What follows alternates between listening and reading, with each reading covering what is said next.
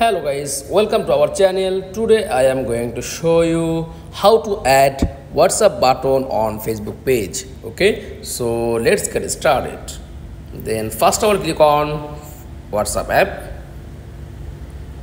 Okay, then back, click on Facebook and double click menu option, switch to Facebook page. Okay, just tap on top left profile and click on three dot option and just tap on edit action button. Just click, tap on edit buttons and click on WhatsApp. Just tap and then save. Okay, then back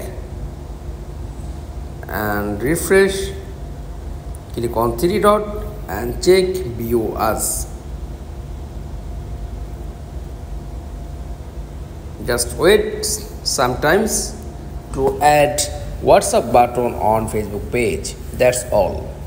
Thanks for watching. Please like, comments and subscribe. Thank you.